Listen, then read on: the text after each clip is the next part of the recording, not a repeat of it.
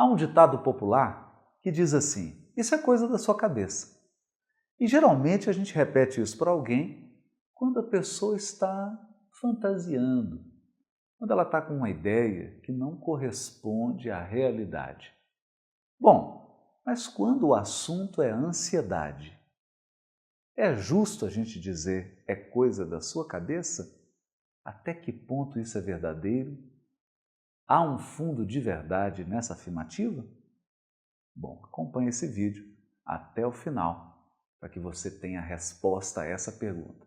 Mas antes disso, eu quero te convidar a se inscrever no canal Odisseia.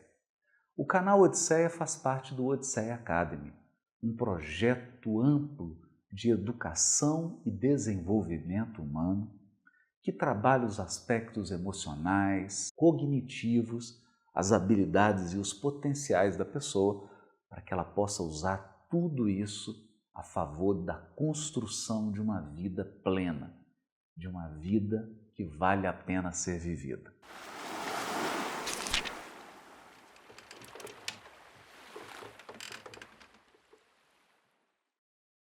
Bom, quando o assunto é ansiedade, a gente tem que tomar cuidado para não simplificar demais. Como todo transtorno do humor, a ansiedade toca em questões que são do corpo, que são biológicas. Quando nós estamos debaixo da ansiedade, nós experimentamos que o batimento cardíaco acelera, a nossa suprarrenal produz mais cortisol, nossas pupilas ficam dilatadas, é como se o nosso organismo entrasse num estado de alerta.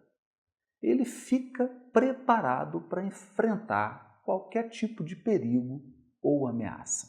E claro, esse estado de hiperexcitação do corpo tem um nome técnico. O nome é estresse. Portanto, existe um estresse orgânico.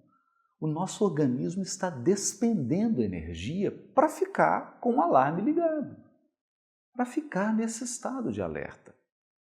Além disso, nós temos também uma tensão que é emocional, uma tensão que é psíquica.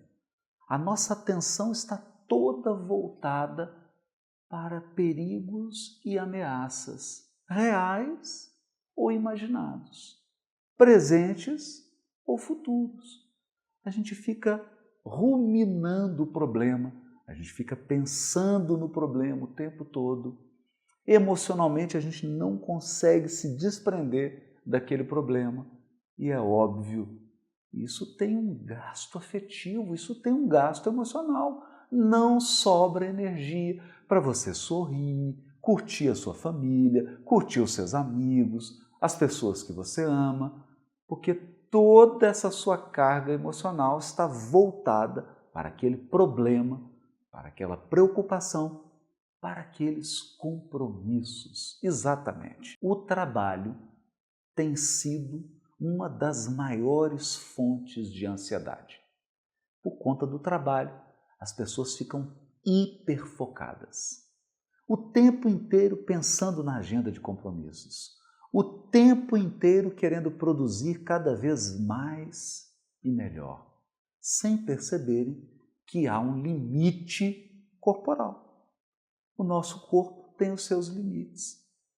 Quando a gente ultrapassa esses limites, o adoecimento é o sinal de que alguma coisa saiu fora do nosso controle. Afetivamente, a gente começa a ficar irritado o tempo todo. Nós começamos a ficar preocupados o tempo todo, com a cara fechada o tempo todo, incapazes de relaxar, incapazes de termos uma troca afetiva suave, uma troca afetiva leve, incapazes de nos sentirmos bem em fazer nada. A pessoa não consegue mais aproveitar o fruto do trabalho árduo que ela está desenvolvendo. É quase um paradoxo. A pessoa trabalha muito, trabalha bem, trabalha com competência, mas não é capaz de usufruir merecidamente aquilo que ela conquistou com o trabalho. Bom, esse é o quadro da ansiedade. Dá para perceber que não podemos usar aquele ditado: ah, isso é coisa da sua cabeça. Não, a ansiedade não é uma fantasia. A ansiedade não é uma invenção. A ansiedade é algo sério, você pode desenvolver um transtorno de ansiedade e isso pode te incapacitar para o trabalho. Mais do que isso pode embotar afetivamente você. Você se torna incapaz de manter as suas relações afetivas, familiares, no nível que você gostaria, obtendo dessas relações carinho, afeto, reciprocidade. Por quê? Porque você se torna uma pessoa fechada. Então, é coisa séria. Mas eu gostaria de comentar um aspecto da ansiedade. E aqui o título foi provocativo. Ansiedade é coisa da cabeça? Em parte, sim. Nós identificamos em todas as pessoas que estão debaixo de um quadro de ansiedade uma espécie de padrão cognitivo. Padrão cognitivo? O que é isso? É uma certa maneira de pensar. É um padrão que revela como a pessoa lida com problemas, como ela lida com os compromissos, mas principalmente como ela lida com preocupações, ameaças, riscos, perigos futuros. Há um padrão. E esse padrão geralmente é o padrão catastrófico. Quando nós estamos debaixo da ansiedade, um incidente não é um simples incidente. Ele é o fim do mundo. Um perigo não é um simples perigo. Ele é um Armagedon. É quase uma guerra nuclear. Nós temos a tendência de aumentar, de exagerar na avaliação do risco, do perigo, do problema. Veja, ninguém aqui está falando de partir para o outro oposto, de você não considerar os riscos, de você se tornar uma pessoa imprudente, uma pessoa que não pensa nos perigos, que não pensa nas consequências, nada disso. Nós devemos ser prudentes, previdentes, devemos tomar decisões que levem em conta todos os riscos, todas as possibilidades do que pode dar certo e do que pode dar errado. O problema é quando você tem uma lente que enxerga somente aquilo que pode dar errado. Nesses casos, há uma tendência de desconsiderar todas as possibilidades positivas, todas as chances de sucesso e considerar somente perigos, riscos e ameaças. Ora, se eu considero somente perigos, riscos e ameaças, eu estou num processo de distorção cognitiva. É mais ou menos quando você fica com a lente desfocada. Desfocado, você não enxerga bem. Quando você tira uma foto e está sem foco, aquela foto tem que ser jogada fora. Imagina uma avaliação desfocada. Imagina você examinando o futuro e enxergando apenas aspectos de risco, de perigo e de ameaça. É uma fotografia que não serve para quase nada. Essa fotografia tem que ser jogada fora, porque você não avaliou com isenção, você não avaliou com imparcialidade. Então a oposição aqui não é preocupar-se ou não preocupar-se. De jeito nenhum. Você deve se preocupar, mas se preocupar da maneira certa. E qual é a maneira certa de se preocupar que o ansioso tem dificuldade de implementar? Que o ansioso tem dificuldade de aplicar na vida dele? A maneira certa de se preocupar é colocar lado a lado vantagens e desvantagens. Colocar lado a lado oportunidades e riscos. Colocar lado a lado o lado bom e o lado ruim de todas as questões. Quando você avalia com imparcialidade, quando você examina qual o percentual de risco e qual o percentual de sucesso, a sua avaliação, a sua preocupação, você se ocupou previamente daquele problema, você se antecipou, você foi previdente. Se você percebeu que os riscos são muito maiores, você não entra naquele projeto. Você não vai por aquele caminho. Porque sabe que os riscos são muito maiores do que as oportunidades. No entanto, se eu estou diante de uma situação em que os benefícios são muito maiores do que os riscos, mas eu evito entrar naquele projeto, eu evito dizer sim para aquela oportunidade, eu evito seguir por aquele caminho, simplesmente porque a minha ansiedade não me permite lidar com um percentual pequeno de risco. Nesse caso, eu estou com a preocupação ruim. Preocupação ruim é aquela que paralisa. Preocupação ruim é aquela que deixa você amarrado, de mãos e pés atados. Você não consegue sair do lugar e acaba perdendo grandes oportunidades da sua vida. Por quê? Convenhamos. Você acredita mesmo que existe ou que pode existir alguma situação na sua vida onde só tem coisa boa? Algum projeto que não tem nenhum risco? Alguma estrada que não tem nenhum perigo? Algo que você vai fazer onde só tem oportunidade, onde só tem coisa boa? Isso não existe. A vida não é assim. A gente precisa de resiliência para lidar com as ameaças naturais, com os perigos naturais, com as dificuldades naturais da vida. Tudo na vida tem algo preocupante. Tudo na vida tem algo que eu preciso prestar atenção. Tudo na vida tem algo que pode dar errado. Se eu não sei lidar com isso de maneira saudável, eu não tenho resiliência emocional. Mais do que isso, resiliência cognitiva. Para usar uma palavra muito utilizada pela terapia cognitivo-comportamental, nós podemos dizer que a pessoa com ansiedade, ela tem uma vulnerabilidade cognitiva.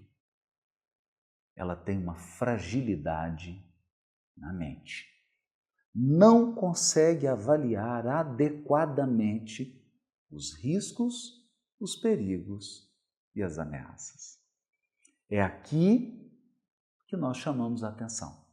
O problema não está fora.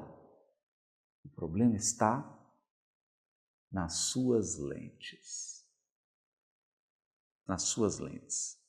O problema está na maneira como você enxerga. Eu posso usar lentes que aumentam apenas o perigo. Lentes que aumentam as ameaças. Lentes que aumentam os problemas. Então, eu só enxergo o problema.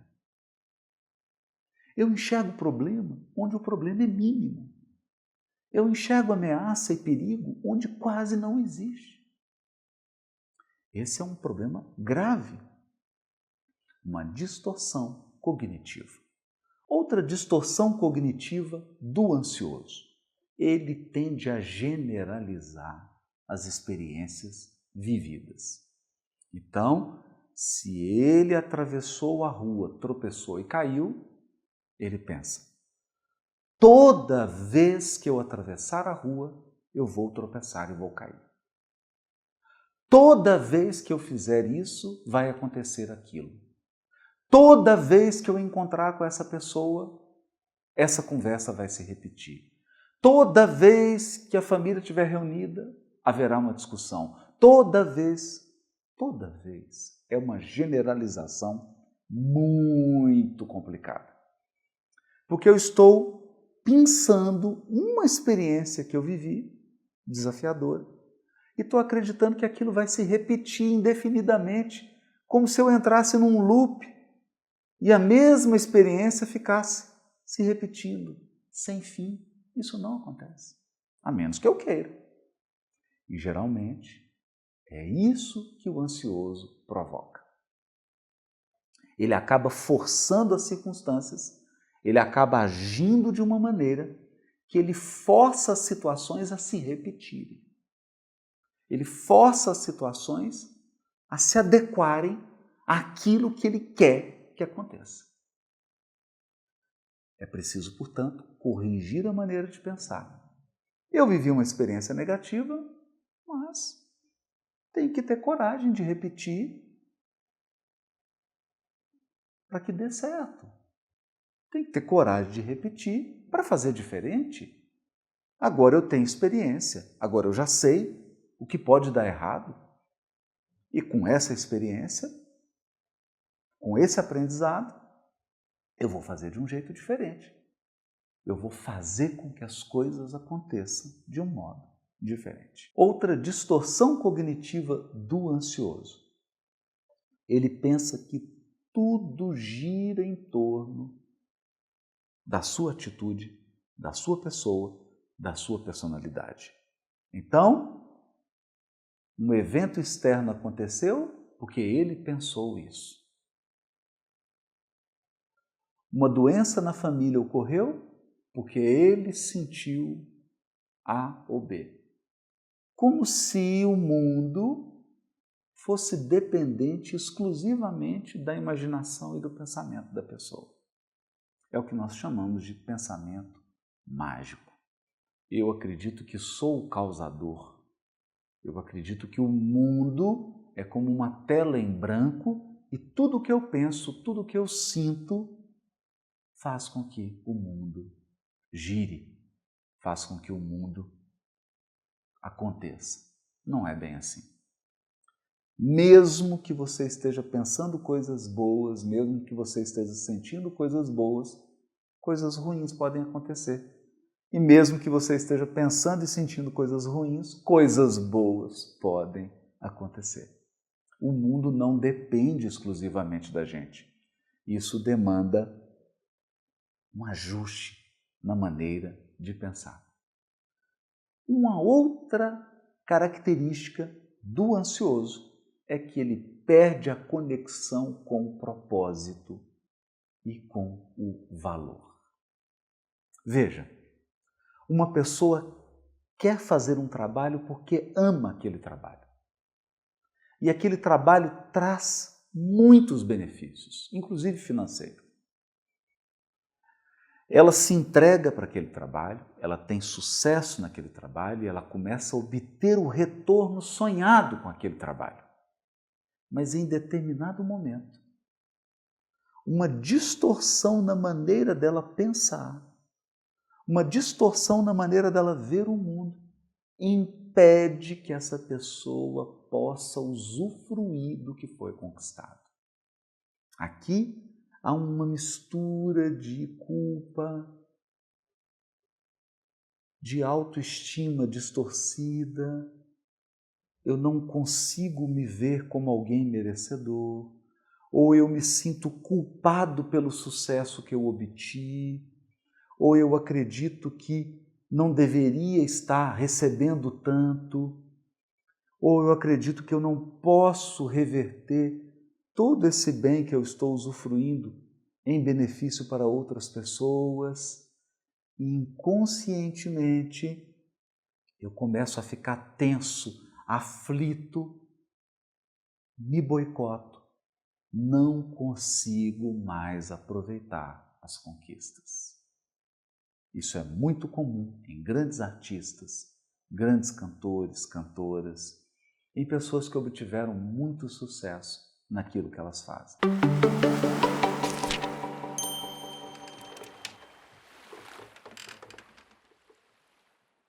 Se essas pessoas não têm uma psicoeducação, que é exatamente o que nós fazemos aqui no Odisseia Academy. Aqui no Odisseia Academy nós trabalhamos com psicoeducação, educação da mente. É um condicionamento da sua mente, uma revisão da sua cognição, um aperto de parafusos no seu pensamento. nas suas ideias, nas suas lentes, na maneira como você está enxergando o mundo. Para quê? Para que isso não aconteça. Para que você não caia nessa armadilha de se sentir alguém que não merece o que está conquistando. De sentir que, para compensar todo o sucesso que você está tendo, alguma tragédia precisa ocorrer na sua vida. E você mesmo se torna a primeira pessoa que puxa o tapete. A primeira pessoa que faz o boicote. Você mesmo começa a entrar num estado de tensão, de estresse mental, emocional, que te impede de usufruir aquilo que você conquistou com tanto trabalho, com tanta dedicação. Cuidado com essas armadilhas, essas são algumas das distorções cognitivas. Portanto, voltando ao título, ansiedade é coisa da sua cabeça? Muita coisa sim.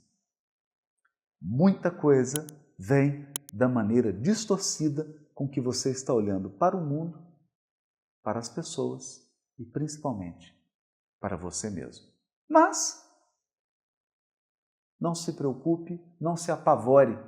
Da mesma maneira que você leva o seu veículo para fazer uma revisão anual, você pode levar a sua mente para fazer uma revisão, para fazer um ajuste, para fazer uma psicoeducação, para corrigir essas distorções cognitivas e enxergar a vida de uma maneira mais leve, enxergar você mesmo de uma forma mais merecedora, dar um voto de confiança para você mesmo, para a sua vida e principalmente para a sua capacidade de ajudar outras pessoas.